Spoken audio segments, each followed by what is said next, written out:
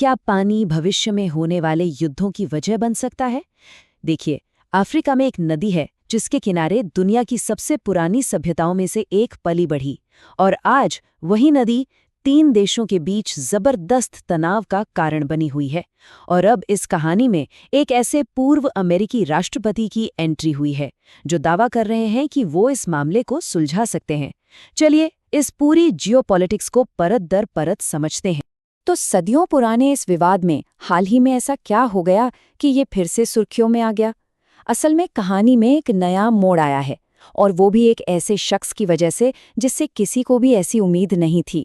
ये शब्द Donald Trump के हैं, जब वो अमेरिका के राष्ट्रपति थे। सोचिए, सिर्फ 4 साल पहले उन्होंने खुले तौर पर ये कहा था कि मिस्टर इथियोपिया के बनाए जा रहे बांध को उड़ा सकता है।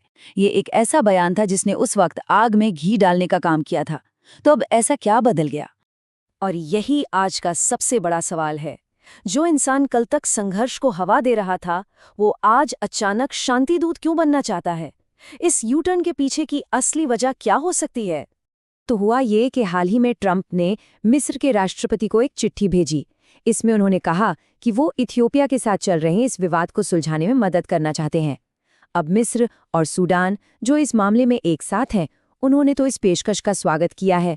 लेकिन इथियोपिया, जो इस पूरे मामले का तीसरा और सबसे अहम किरदार है, उसने इस पर पूरी तरह से चुप्पी साध रखी है। अच्छा, इस पूरे मामले को और इसमें ट्रंप की भूमिका को ठीक से समझने के लिए हमें पहले उस किरदार को समझना होगा जिसके इर्द गिर्द ये सारी कहानी घूम रही है। और ये कहानी है एक नदी की, नील नदी, जो सिर्फ पानी का स्रोत नहीं बल्कि लाखों लोगों के लिए जिंदगी है। देखिए, नील नदी कोई आम नदी नहीं है। ये एक पूरी सभ्यता की नींव है। ये दुनिया की सबसे लंबी नदी है, लगभग 6,500 किलोमीटर लंबी। ये 11 देशों से होकर गुजरती है और विशाल सहारा रेगिस्तान के बीच से बहते हुए उसे जीवन देती है। मिस्र की तो पूरी पहचान, उसका इतिहास, उसका आज और कल, सब कुछ इसी नदी से जुड़ा हुआ है। और यहीं से, इसी पॉइंट से सारा विवाद शुरू होता है। नील नदी का जो ज्यादातर पानी है, करीब 60%, वो आता है नीली नील यानी ब्लू नाइल से, और ये ब्लू नाइल निकलती है इथियोपिया से। तो आप समझिए, जब इथियोपिया ने ये तय किया कि वो इस पानी पर अपना कंट्रोल बढ़ाएगा, तो मिस्र के लिए ये एक तरह से जिंदगी और मौत का सवाल बन गया। और यहीं से जन्म होता है हाइड्रोपॉलिटिक्स का, मतलब पानी की राजनीति का। इसे आप ऐसे समझिए, मान लीजिए आप एक बिल्डिंग में नीचे के फ्लोर पर रहते हैं और आपके ऊपर वाला पड़ोसी पानी की मेन टंकी का नल बंद कर दे, तो आपके घर में पानी नहीं आएगा।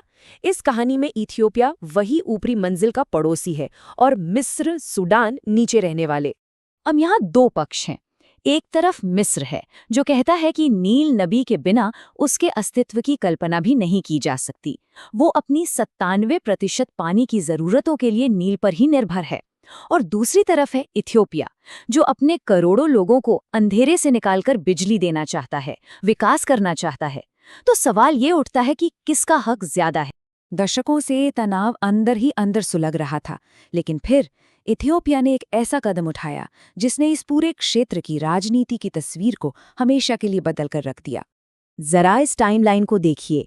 1959 की एक पुरानी संधि ने नील का सारा पानी मिस्र और सूडान को दे दिया, जिसमें इथियोपिया का कोई जिक्र तक नहीं था। फिर 2011 में इथियोपिया ने दुनिया को चौंका दिया। उसने ग्रैंड इथियोपियन रेनेसा डैम यानी GERD बनाने का ऐलान कर दिया। मिस्र में खलबली मच गई। 2020 में ट्रंप ने अपने बयान से इस तनाव को और भड़काया, और अब 2024 में वो शांति दूत की भूमिका में नजर आ रहे हैं। ये कोई छोटा मोटा प्रोजेक्ट नहीं है। ये सिर्फ एक बांध नहीं, बल्कि अफ्रीका का सबसे बड़ा पावर प्लांट है। एक ऐसा प्रोजेक्ट जो पूरे इथियोपिया की बिजली की जरूरत को न सिर्फ पूरा कर सकता है, बल्कि उसे बिजली का एक बड़ा एक्सपोर्टर भी बना सकता है। ये इथियोपिया के लिए एक राष्ट्रीय गौरव का प्रतीक बन चुका है। तो यहाँ हितों का सीधा टकराव है। इथियोपिया के लिए ये बांध विकास और ऊर्जा का प्रतीक है, तो वहीं मिस्र और सूडान के लिए ये पानी की कमी और सूखे का डर लेकर आता है। मतलब एक का सपना, दूसरे का दुस्वप्न। तो अब वापस आते हैं हमारे मुख्य सवाल पर। डोनाल्ड ट्रंप अचानक इस मामले में इतनी दिलचस्पी क्यों ले रहे हैं? क्या ये वाकई शांति की एक कोशिश है, या इसके पीछे कोई बड़ा जियोपॉलिटिकल मकसद छिपा हुआ है? देखिए, राजनीति के जानकारों का मानना है कि ये मामला नील नदी के बारे में उतना है ही नहीं जितना कि गाजा के बारे में है। मिस्र गाजा का पड़ोसी है और इजराइल फिलिस्तीन संघर्ष में उसकी भूमिका बहुत अहम है। तो हो सकता है कि ट्रंप नील नदी विवाद को सुलझाने का प्रस्ताव देकर मिस्र से गाजा पर अपनी भविष्य की योजनाओं के लिए समर्थन हासिल करना चाहते हों। ट्रंप आजकल खुद को एक शांति दूत के तौर पर पेश कर रहे हैं, एक ऐसा लीडर जो बड़े बड़े अंतर्राष्ट्रीय विवादों को चुटकियों में सुलझा सकता है। और दिलचस्प बात यह है कि वो उन्हीं संघर्षों को सुलझाने की बात कर रहे हैं जिन्हें कभी उन्होंने खुद हवा दी थी। आखिर में ये कहानी सिर्फ नील नदी की नहीं है, बल्कि दुनिया की हर उस नदी की है जो 2 या 2 से ज्यादा देशों के बीच बहती है।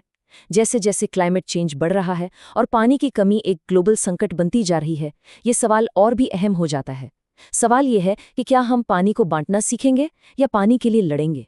इसका जवाब ही हमारा भविष्य तय करे।